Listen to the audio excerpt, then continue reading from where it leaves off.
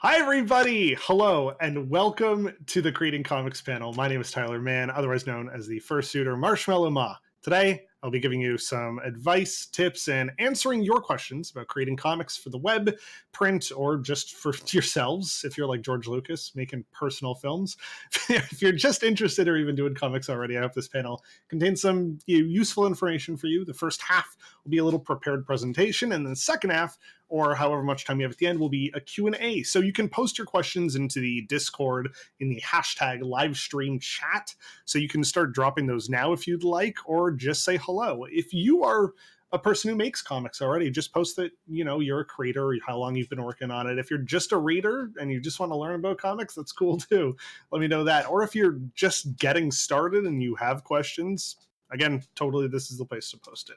So, we'll go through all that at the end of the panel, but until then, let's get started. Before we start, who am I? I've been professionally self-publishing comics for the past 8 years. I graduated from Seneca College in Toronto for illustration with a focus on comics art. I'll be using just a few of my comics in today's presentation for some quick examples of old bad art. And I will talk about my past experiences and things I've done on my artistic journey, but I'm not here to hawk my comics to you or make it all about me. These things should be used for helpful examples, though, and they should be general enough to apply to anybody.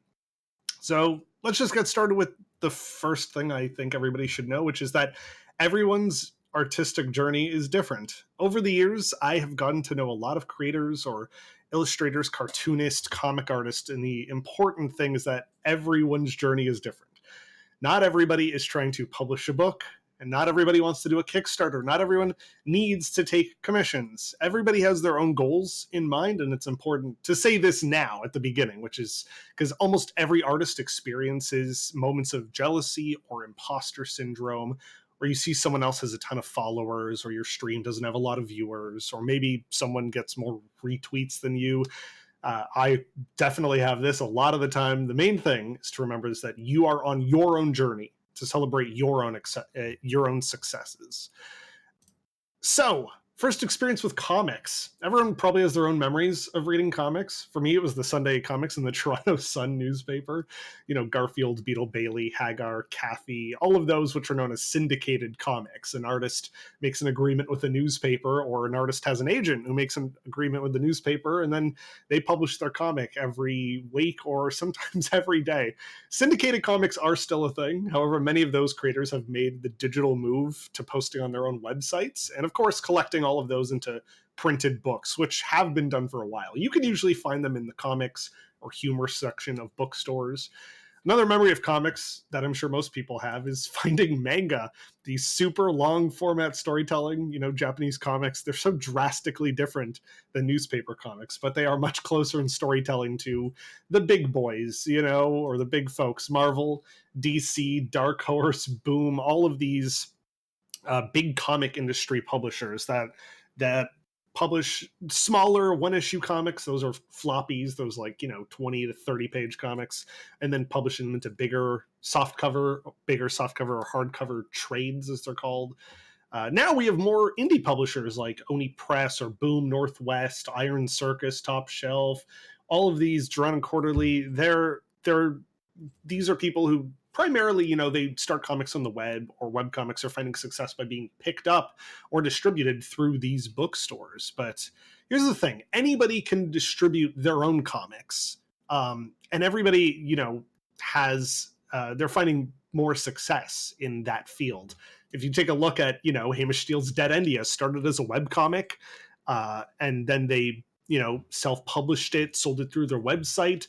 Then it got picked up and they redid the entire comic when Nobrow started publishing them. And now it got picked up as an animated series on Netflix. So, the other thing is that you don't know who's looking sometimes, for example, Netflix. There's also, mobile-friendly comics like webtoons, and those also get picked up to be, Netflix shows. I think Mystic Pop-Up Bar started as a webtoon, which was just one of those vertical scrolling comics, and somehow became a fully fledged live-action TV show. The main thing is that comics are everywhere, and as technology and people change, there's always going to be new and interesting way to read comics. I hear you say, Tyler, who's going to want to read my comics? If there's one thing I've learned about writing and illustrating my own comic series is that anybody wants to read anything about anything. So don't think that if you put it out there, nobody's going to read it. You never know who is finding your stuff and how many people might like your story or your characters as much as you. So never feel discouraged. I missed this slide, but this is about how you can read comics anywhere on tablets and phones. And this is an example of Tapas, or otherwise known as Tapastic, or Webtoons, as we said before. Let's start with something pretty easy, which is learning to draw. I never wanted to be an artist. In fact, I was in school for acting, and I didn't want to go to college to learn how to act. Not to put down anybody who does do that, but I started using DeviantArt, and I wanted to draw too. So I started from the very bottom. I was using these Christopher Hart how to draw books. I used so many of these. I copied, I learned, I traced. Don't think that tracing is super horrible. Tracing is a great learning tool, and it's very helpful for teaching you where lines should go or how anatomy works. In fact, replicating my favorite artists and using these how to draw books sort of cemented what I would call my style. And everybody has their own. And I can hear you say, Tyler, I can barely draw a stick figure. Okay, let's be fair. You probably can draw a stick figure, but even you could make a great webcomic or a comic using stick figures. Take a look at XKCD. This comic started in 2005. It still updates 3 times a week, and it's won numerous awards. And it's stick figures. Every one of their comic is stick figures. But the thing about this is that they have comedy, their writing, and their themes are really solid. So it's not just about the art. There are comics where it goes the opposite way, where it's some people do entirely silent comics and it's all visual through art. And even then you could probably do stick figures. And we'll talk about Cyanide and Happiness as an example later. But another thing learning to draw is figure drawing. Learn anatomy. Which is where the bones are and the muscles are in the human body. You don't have to memorize their names, but remember how they move and learn about various body types.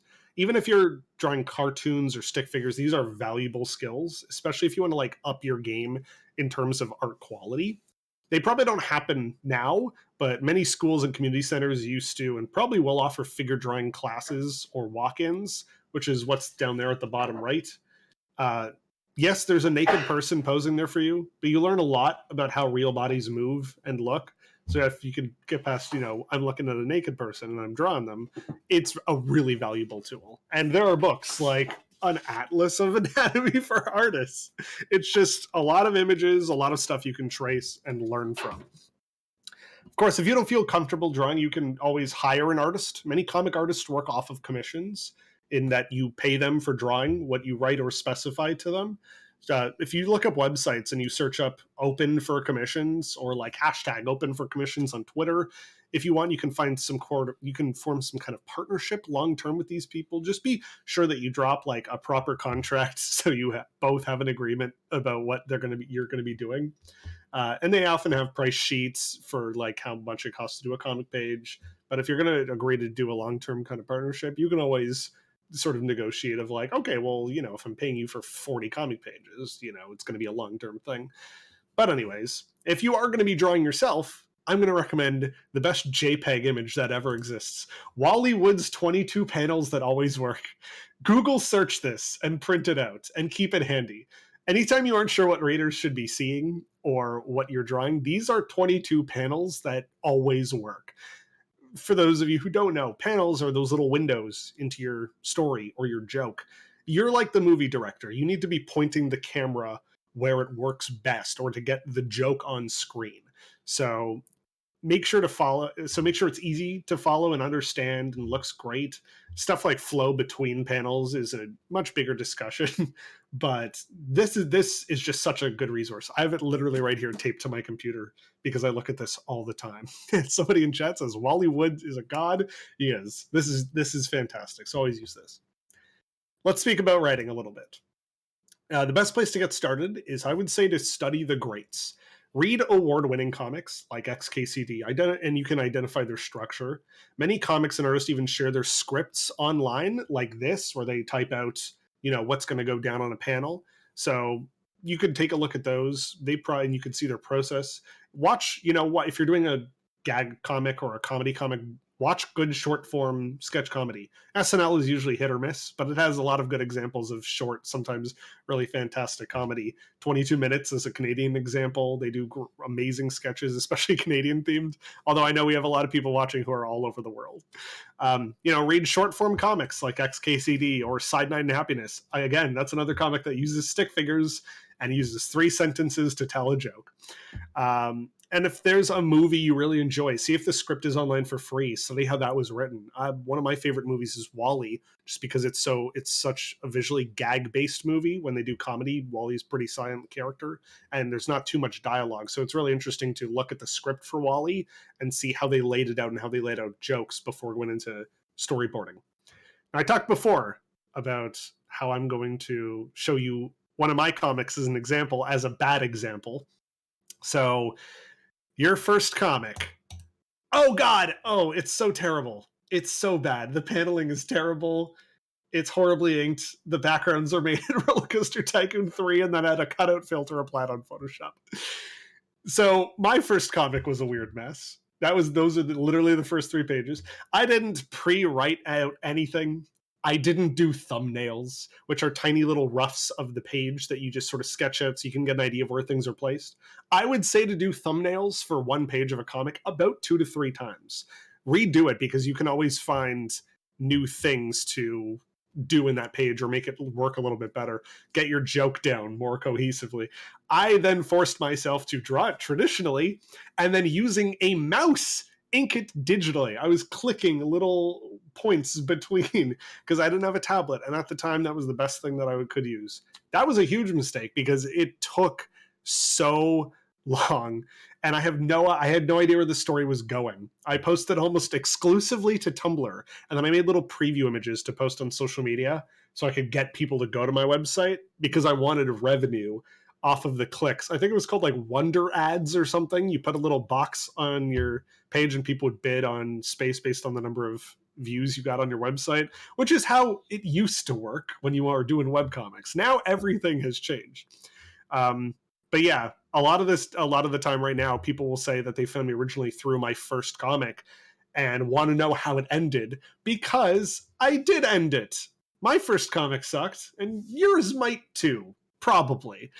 Not everything is going to be a winner, or maybe it is. You have no idea where your success might come from. In my case, my first comic wasn't doing too well. It took a little too long to produce, and it was very poorly written and paced. But yet, to this day, people say they found me through that. So it's an important thing is burnout and knowing when to stop. If you aren't feeling it anymore, or your creative juices aren't flowing, or your hand actually gets carpal tunnel, which has happened to a lot of artists that I know, you probably need a break. Everyone does this once in a while. If you're doing an ongoing strip or gag comic and you post 2 to 3 times a week like XKCD, that's about 156 strips a year. That's 156 jokes or panels that you're drawing. And I'm not saying this to intimidate you or even shock you or put you off of doing comics.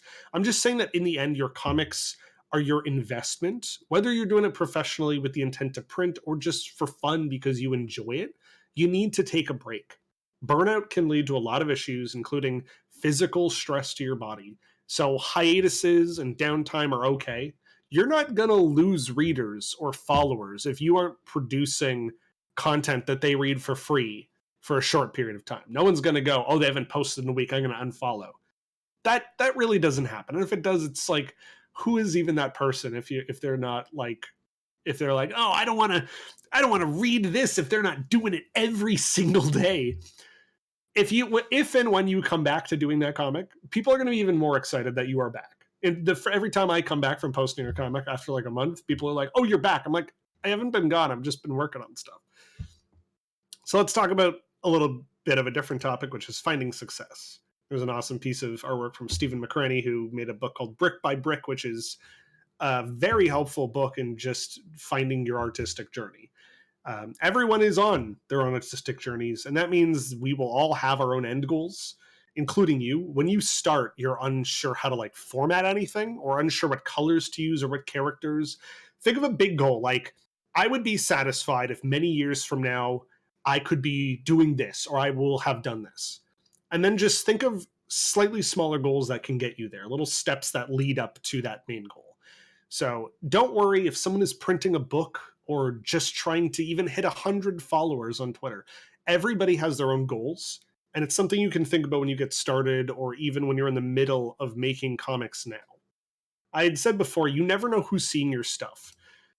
And it's worth repeating that putting up your first comic or any comic or art at all, you have no idea who's seeing it. Multiple times I would have artists that I look up to reach out and say something like, hey, I've been following your stuff for a while. I love it. And I'm like, oh my God, why haven't you told me that earlier? They may not drop a fave or a retweet or a comment, but those people will maybe still be seeing your stuff. Don't forget that you too can be an influence to those people that you look up to. This person, for example, in this example, we talked like years ago, like more than 20 years ago at this point. And they're like, hey, I just want to send you a DM out of the blue. I think your art's become amazing over the years. I don't remember them ever commenting on anything, but it's just so nice to hear that sometimes, especially like, so don't ever be put off if you're not getting those comments and faves and things. People are still probably looking at your stuff. So definitely take a look and see how many people are viewing your work even. Now, let's say you have a bunch of comic pages or strips done and you want to take it to the next level, like printing a book or compiling a PDF. Or a Kickstarter and Indiegogo are crowdfunding websites. That means if you have been putting your comic out there for free, you're getting a lot of readers and subscribers. This is where it all pays off. You set a funding goal and you share your project to the world, and hopefully your readers will help get you there. Goals can be whatever you want. It can be small, like I just want to print one copy of this book, or I want to print 10 copies of this book, or even just I just want to get Adobe Acrobat so I can compile a PDF.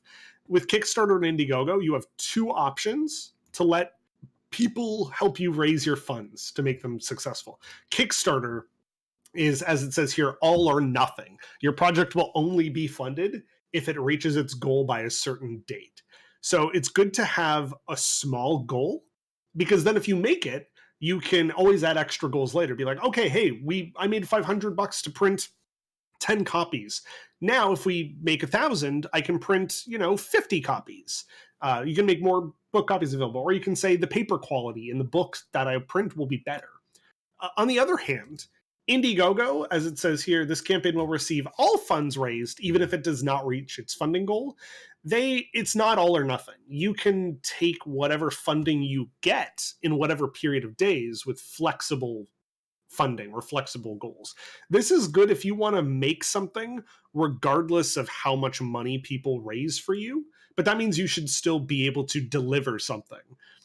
There's a very famous webcomic that raised a lot of money on Indiegogo, and then they stopped making the comic after 10 pages, and I don't think anyone got any of their goals. So, it's really good business acumen to make sure that if you promise something to somebody, you can give it to them. Printing books. I've talked to a lot of artists where I'm like, you should print this. I would love this as a book. And they're like, nah, I wouldn't even know how to do that. I'm like, it's so easy. It is so easy now.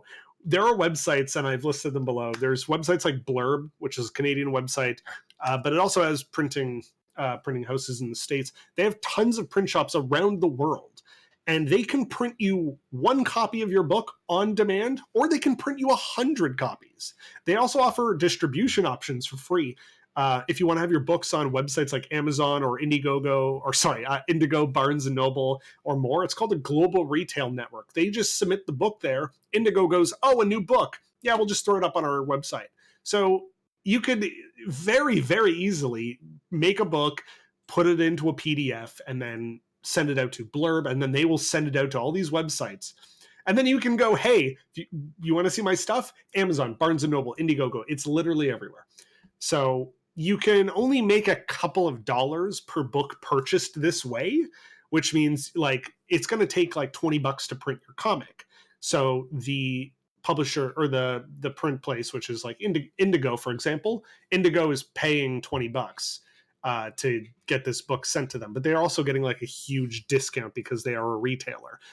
So you only end up getting like a couple dollars, but that's, profit. It's still a great way of making some money if you want to get that huge reach, especially if you're going to sell like hundreds of copies. If you're so well known and you get a book printed this way, you're going to be fine.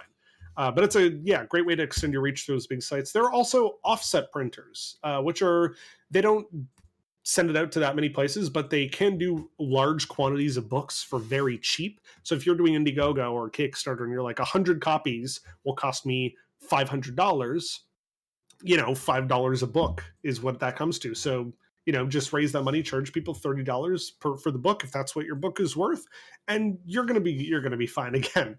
Of course, you could also just use Staples Copy and Print Center. They can print a book, staple it, and fold it over, and then you could just mail that to people yourselves. So that, of course, you can also just do it online, which is digital distribution. It's even easier now than ever to build such a cheap website for your comics. Not cheap looking. I just mean it's very inexpensive. Places like Gumroad or PayHip, they offer the option of selling your digital PDFs, and people will get a download automatically once they buy it. So you just need to put it up there and make sure people know that it exists. But you can also sell physical merchandise and, like I said, just mail it out. These websites, they do take a small percentage for each sale that you have, but then they send that money to your PayPal or your bank account directly. So if you sell something for $10, maybe you get $9.70, which, so, a small percentage, 0.3% or something. Plus, anybody can find your store or your product detail by just searching on keywords on Google. Through search only makes up such a small amount of your visitors to these sites, unless you have a very well-known name. So, it is about having a really good social media presence and posting stuff. But, Patreon. Patreon is the big one. You can let people give you any amount of money per month or per creation that you make. Some users or some creators use it as a tip jar. Like, hey, if you like my work and just want to support me, join the Patreon. And you can just post your work or sketches for supporters. Other creators use Patreon as the grounds for their community. They let supporters have influence over what they draw. They could be like, hey, here's a poll, vote for which character I draw next. They do live streams. You can create a Discord community that works specifically with your Patreon. There are so many ways to use it, especially if you're doing comics regularly. But don't worry, if you ever take a hiatus or a break for a month, you can always pause your Patreon so that nobody gets charged if you think you're not going to make something. And if you currently have a Patreon, never feel too put off if patrons leave or reduce their pledge. This has been a very financially tough year for many people, and sometimes Patreon folks come and go. That's how sites like this just work. So don't be discouraged. Just keep making great work. Let's talk about longevity. In the end, webcomics or comics, cartooning, it's quite the task.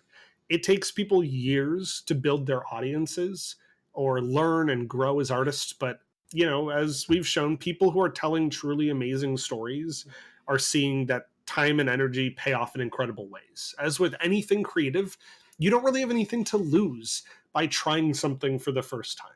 Writing, illustrating, and putting that work out there. As long as you are willing to, listen to comments and willing to learn and grow and just share your humor or your characters with people. Obviously, there's so much to making comics that I couldn't put into a half-hour or 1 hour presentation. So I highly recommend these 3 incredible resources. The first is Comic Lab. That is a free podcast hosted by Dave Kellett and Brad Geiger.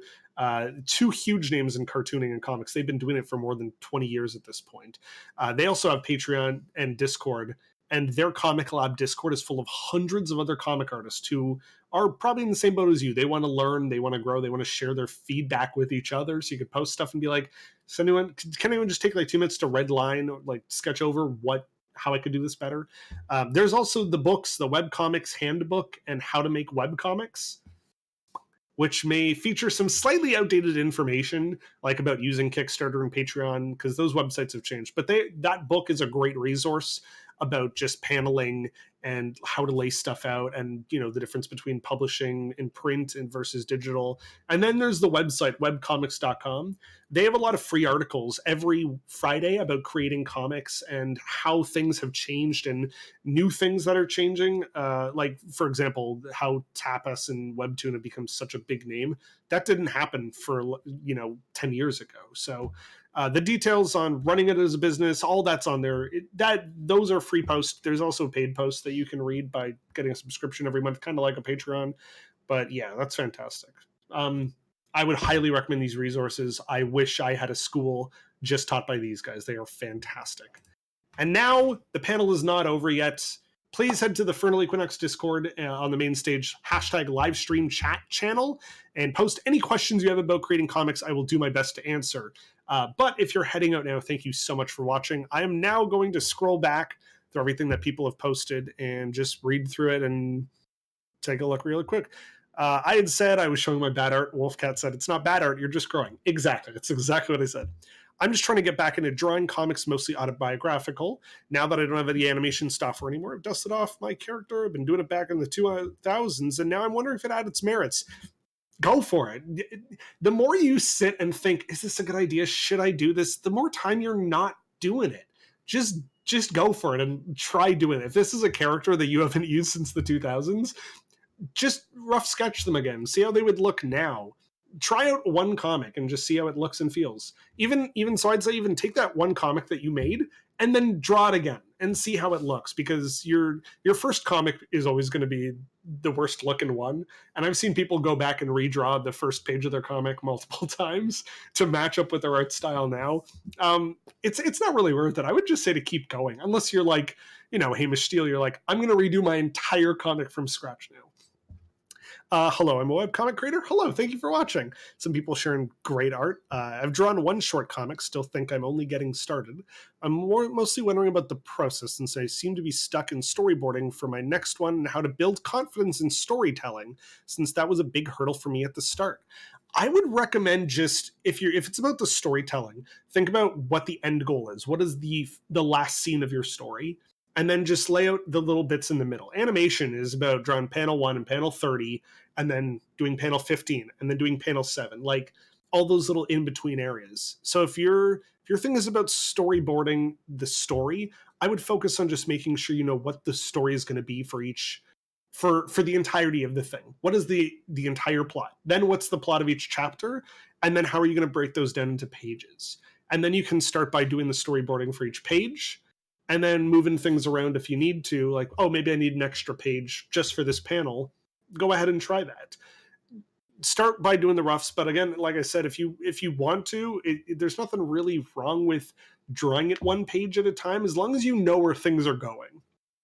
I would say Nimona is a success story, except Blue Sky got shuttered. Yeah. Oh God, Christopher Hart, the universal constant of our generation. I feel I'm not going to rib on Christopher Hart, because a lot of people I know who do art now started from Christopher Hart books. It's a good starting point, especially for kids or teenagers who are just getting started. Other people sharing art. Half the comics I draw are poking gentle fun at the comics my friends draw, professionally or otherwise. I don't know about drawing comics making fun of your friends. Oh, well, I'll come back to that in a second. If you enjoy doing that and your friends enjoy doing it, my question is, are other people enjoying it? Is it just for fun for you? Or is that something you want to, eventually put into a book and print? If other people are enjoying it, the art style looks fantastic. If other people are enjoying it, then heck yeah, keep going for it. I would just be like worried about, if you ever decide I'm going to print this, your friends might be like, I don't want you I don't want you making money off of a comic where you make fun of my comic. That's another thing. If you're going to work with people, I would say don't work with your direct best friend. I did, and he never liked anything I wrote, and then forced me to draw all the stuff only he wrote. And it was not fun for me. And then later, I had this comic that I had drawn a bunch of pages of that was just me and him. And it was not, I don't know how that was enjoyable to other people. Which brings me to another point. If you're thinking about doing a comic, I say this kind of half jokingly, if you're going to do a comic about you and your friends sitting on a couch talking about video games, maybe don't. Everyone does that. everyone wants to joke about video games, and every comic is I'm wearing that webcomics hat and I'm sitting on a couch with my friend and we're holding controllers, and that's the whole comic. Penny Arcade has already done that for years, and they've changed about what they do because everyone is doing that. I'm half joking about that. If you want to make a comic talking about video games or joking about them, go for it. I'm just saying there's so many other people doing similar stuff. Wally Woods is God. Hey, that's me, said someone named Wally. My sis says hi. Hi, okay. The art is nice. Sometimes I think of myself as a worrywart for making so many thumbnails. Then I look at the art again back before I did this, and I'm like, I had no idea what I was doing. Yep. Thumbnail everything. They're just roughs, and when you do get to, like, if you've redone a thumbnail like 5 times and then you come back, you're like, oh my god, the first version of this was terrible. I remember redoing a test comic like 3 or 4 times in the roughs, and then passing it off to somebody who took a look, and then they did their own thing on top of it, and I'm like, oh my god, the original version was terrible. I feel called out by the pixel art coloring. It took so long that I just didn't.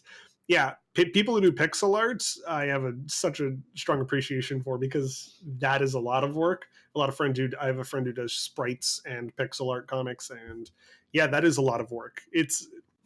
Find an art style that works for you. The second comic I did after that first comic, I was like, okay, I'm going to traditionally draw this as quick as I can. And because of that, I was putting out comics once or twice a week, because it was so quick to sketch and then just quickly trace and ink over traditionally. So I didn't have to do any of that digital inking. Now, of course, I do everything digital, but I do it the same way. Quick sketch and then an ink on top of that. The art of page composition is basically trying to guide the eye through the panels like a conductor, trying to keep a clear melodic line through a Mahler symphony. Exactly. Panel layout, you definitely want to draw people's eye from the top left across, then back down, and constantly.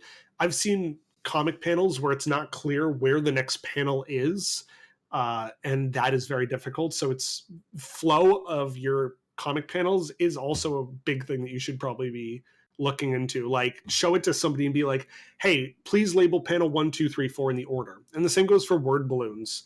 For where the piece of text appears, I should never be confused about which character's speaking first. It's usually good to have it like top left down to bottom right, and so on with each panel, or like one clear line across with the rest of the flow of the comic.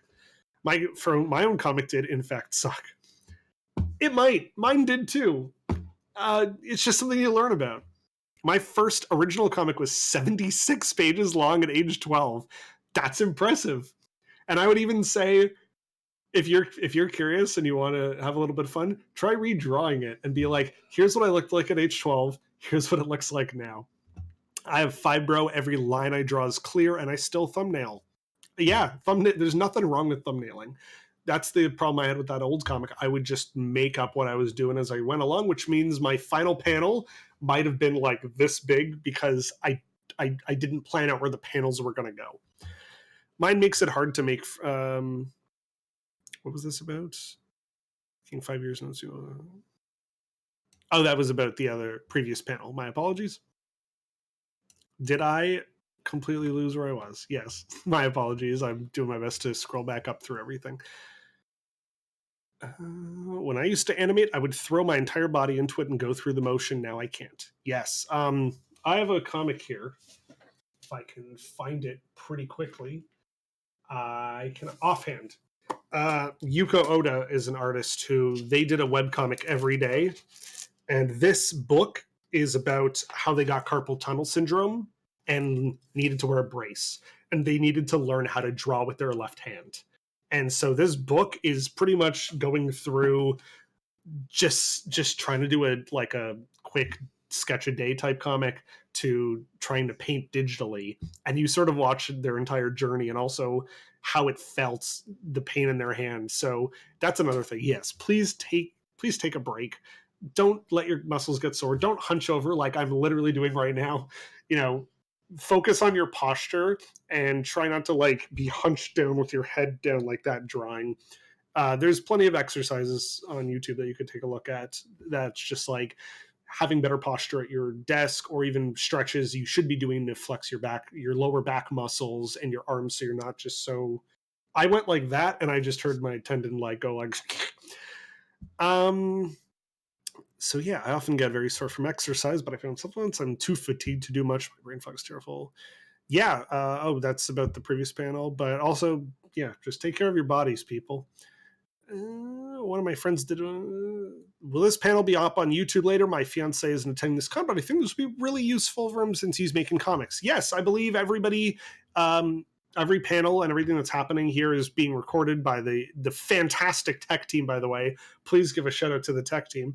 I believe they're recording it, and they're going to be sharing everything later. But also, yeah, I've listed a bunch of those resources below, including webcomics.com, the Comic Lab podcast, and the Webcomics Handbook. A bunch of free and paid options that you should definitely take a look at. When I was 9 years old, I did a comic about an evil dude with a lightsaber named Kane. He basically had a circular head and a triangle body with stick legs. Awesome. I remember one of the first books I read was just like cartooning for kids or something, and I had no idea about that. I don't even remember what my original drawings looked like. They were probably terrible. Most of my old art is terrible. Old art is usually going to be terrible because people change and grow. Thank you for this interesting panel. Thank you everyone so much for watching. I have a tough time of just doing it, Procrastination Master. I should have talked about this. I have like 10 minutes, 15 minutes left in this panel, so I'll try and continue to go through these questions. But procrastination. I feel like when you're in school, it's not fun. You train yourself to procrastinate to the last minute because you're like, oh, I'll do my math homework. It's due Friday. I'll do it Thursday because I want to play it and have fun and enjoy the rest of my time. Or whatever, when you're in public or high school. And so, yeah, you sort of get this, you're like, if you try and sit down and do something early, you're like, I have no concentration because I'm going to do it. I could just do it later. And then you do it later and it's like, oh God, now I have to rush. But God, I feel this surge of energy to finish it because I have to. But then when I went to college, it was like, I was also putting my art projects off, which was a terrible idea. I felt like I was training myself as a kid to be able to put stuff off until the last minute. And when I went into starting to do comics, I did the same thing. I was like, oh, well, I have to publish a comic now on Friday. I'll draw it on Thursday. It's a terrible idea. It's such a weird mindset you're in when you're younger. And I feel like you need to break out of that, especially if you want to do this professionally. It's your comic. Why are you not wanting to do it now? You should be wanting to do it now because this is your job. There are days when I have written a note down and put it beside my bed and been like, when my alarm goes off, it says, do comics. This is what you want to do for a living. Do comics today. And then I'm like, nah, I don't want to. And it's like, it's past me just telling future me, do this. This is what you love. This is what you like quit your job for or whatever. If you're so interested in it, why are you putting it off? So stop putting it off. Do you want to play video games? Play video games after you're done and posted a comic. Do that. Don't play video games for 4 hours and then later be like, oh, I don't have time to do my comic now. I'll just go to bed. If you want to do comics and you want to do this, like, you really need to train yourself to not procrastinate. I think it's less about procrastination and more of setting your priorities. Like, fun time will come at the end of the night when I'm relaxing. Versus it's like, it's 12 o'clock. I've just woken up. Maybe I've just had lunch or breakfast, whatever you want to call it. I should sit down and work for a couple of hours and then I can get up and take a break. My first comic was when I was 9. One of the characters, his dad was just Wolverine. Not nice. Question. I've been making a webcomic for 2 years in my free time. How far ahead do you plan in your comic while you're making it? Is it fully planned out or do you write as you go sometimes? I've split a lot of my comics into chapters. For like my main comic that I do now, I've broken everything into chapters. I pre-wrote the script for the entire chapter. So I basically wrote a short story and then I started thumbnailing about 5 pages at a time. So I break down what story beats are going to be on which page. And then from there, once I had a few pages storyboarded, then I started drawing so I could have a buffer of stuff to post. I now do not post regularly I post when I have, 1 or 2 pages done, or at least a chunk of a story done, or even just 1 page done. I post that when it's finished. I don't push myself to try and do it every week. I would kill myself. I would kill myself, exhaustively and mentally if I tried to force myself to do that.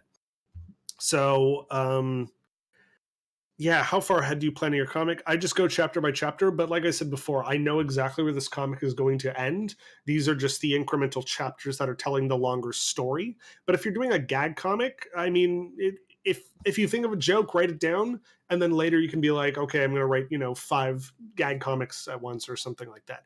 So how far ahead do you plan? I have planned the entirety of a storyline, or at least one story arc. But if you're like me and you're just getting started, at that point in time when I was writing chapter 1, just write chapter 1. Just get out one little bit of it, and then you can always change and see where stuff goes from there. I see a lot of people hide their first comics. Don't do that. Yeah, I kept mine published. I just don't, print it into a book because the art style is not up to the same quality of my current one. Question: I'm starting my webcomic, but I don't have a lot of time. Tell me about it. Do you have any tips for pumping out content faster? Right now it's on pace to be a monthly or bi-monthly comic. I would not suggest pumping stuff out. I would suggest breaking it down into, okay, if I'm going to rough stuff, I'm going to rough 5 pages at once. That way you can then go into inking 5 pages at once. And then when you go to do color, you don't have to like open up all your past comics and double check the color for it. You can be like, okay, I'm going to color all of these at once. So go over and just do all the character skin tones, then do all the hair, then do all the backgrounds. That way it's going to be a lot more time you've spent on it, or a lot more substantial of a chunk of time if you were to do a bunch of stuff at once. That way you have a bigger buffer of work that you can begin posting. But I would say don't pump stuff out. Just take the time to do it. In the end, it's about making good work. And whether that's your art style looking visually fantastic or the writing just be really good, take the time to do it. Unless you do want to have a comic where you're like, hey, this comic is just me throwing out quick, rough sketches. There's nothing wrong with that. It doesn't have to be finished. It doesn't have to be perfect, rather. Finished versus perfect is another thing. If you spend so much time trying to perfect it, you're never going to get it done. Just quickly finish something, maybe, and get it out there quick. That's if you want to do that. But in the end, I would still say, like right now, I'm roughing out like 13 comic pages, and then I'm going to present this to Kickstarter and be like, hey, so with the money that you give me, that will be able to give me the time I need to properly ink and color this. This is just like sort of the preview of what it's going to look like art style wise, and then I'm going to finalize and perfect it later on. Are there any types of stories in particular that do not mesh well within the medium of comics? I've seen literally everything. I have an art friend who did a book about dyslexia growing up. I've seen comics about, a lot of my stuff. Like when I do my stuff sometimes, because a lot of it is not safe for work, I do family friendly type content, but the not safe for work stuff, I'm like, no one's going to read this. And then people will be like, hey, I love this. And I'm like, really? Well, all right then. So I don't think there's anything that doesn't mesh well, except I wouldn't say video game stuff because that's such a specific medium, but there are games now that do look like comics and act that way. So I would not put off anything. I would say anything could work well in the medium of comics if you just find the right art style and the way of presenting it. You don't need to do panels. You can have each page, for example, or each vertical scroll just be one giant piece of artwork. Got any more tips or places to look at for tutorials on visual-only comics? I would just say to go to DeviantArt and just look at their comics tab, or just look through what people are uploading.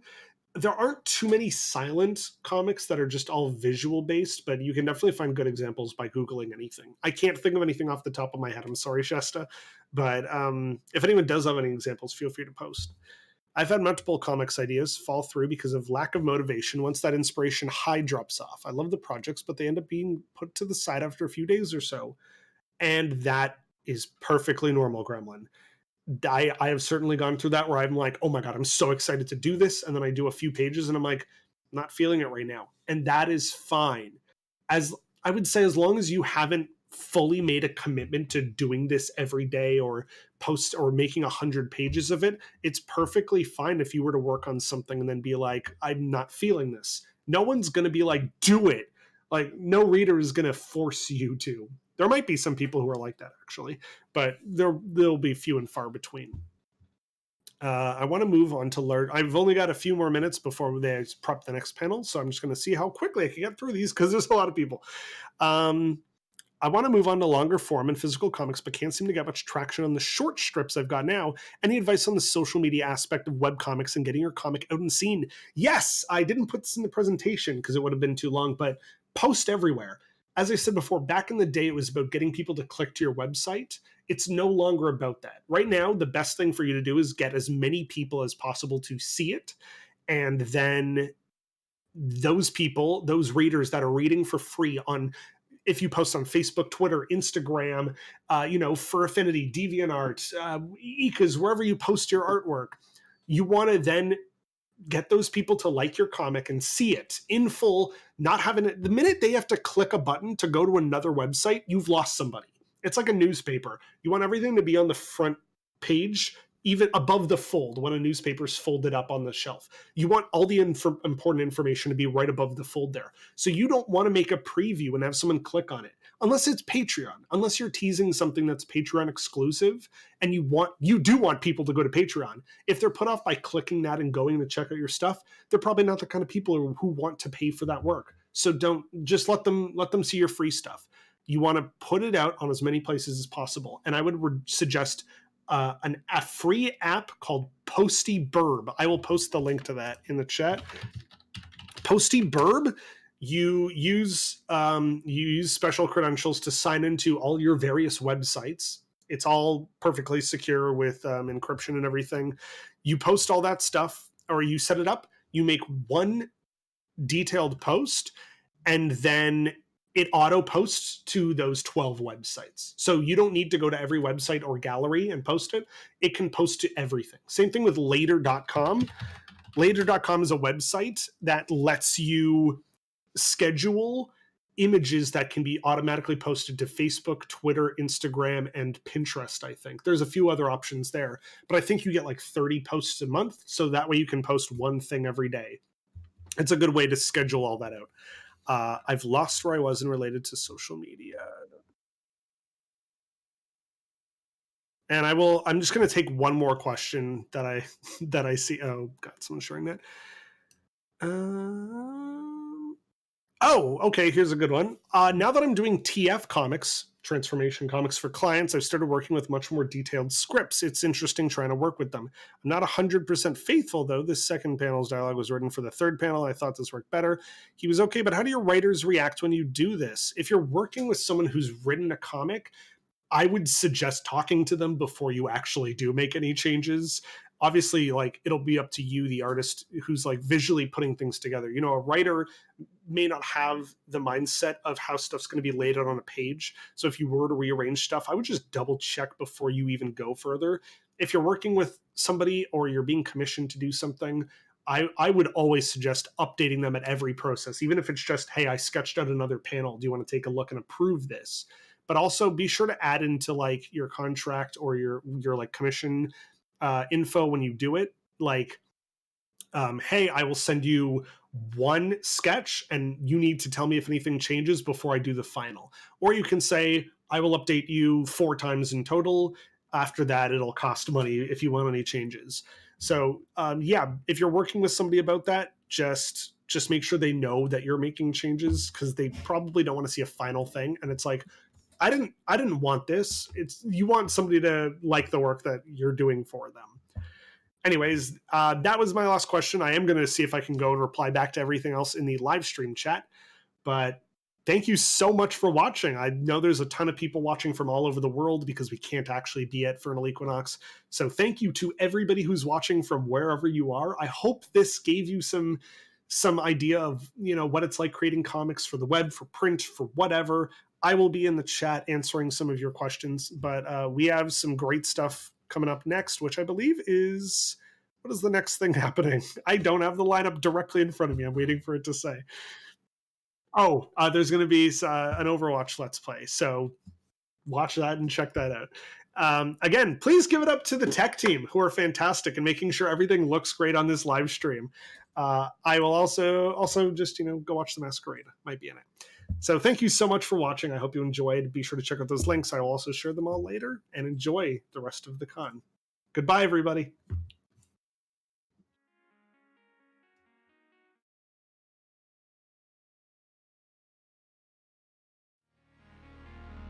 Wow, that was a fantastic segment. What did you think about that, BT?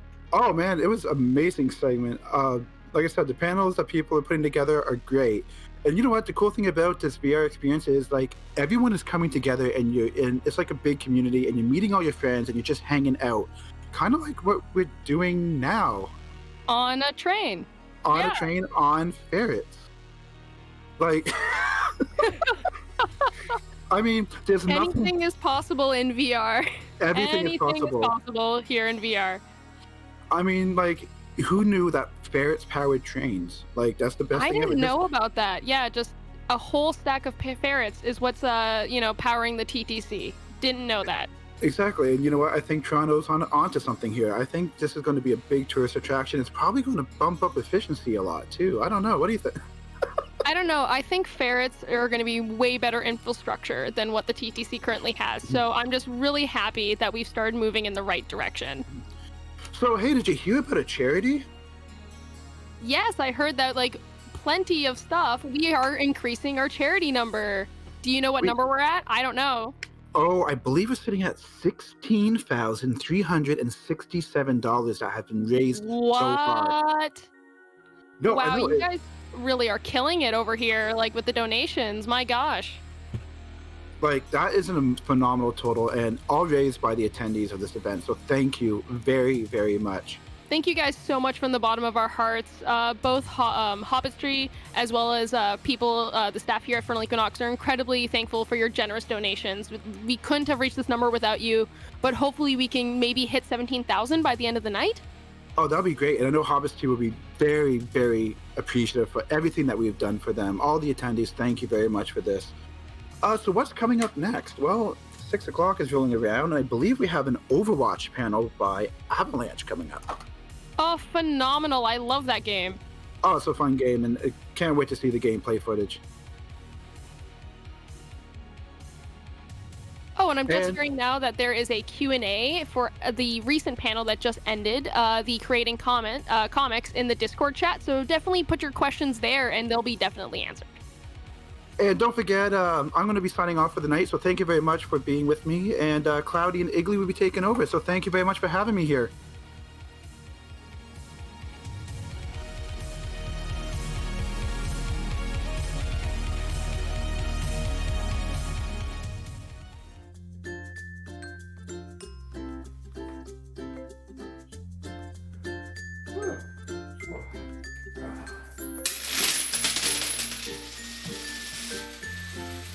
Wow, Dodge. Looks like we have a lot of extra cash since we haven't been traveling much. What do you think we should do with it? Oh yeah, Ryan, that's true. Oh, I know. Let's donate to FE's charity, Hobbiton Wildlife Refuge. Hobbiton Wildlife Refuge? That sounds like a great idea. What do they do? Well, let me tell you. Hobbiton Wildlife Refuge helps rehabilitate sick, injured, and orphaned wild animals. They're currently working on something called Project Bird Feeder, which is to raise money to build bird feeders at long-term care homes. This not only will help provide birds with food and shelter, but will also provide a source of entertainment and brighten the daily lives of the residents who can enjoy some bird watching. Long-term care facilities have been some of the hardest places impacted by the pandemic, and this could help make their day a bit better. And that's why I think we should donate. Wow, that sounds awesome! What a great way to give back to the community and help out others in need. And our feathered friends too. We hope that you have yourselves a great time at FE's Pixel Purrfect. Mwah!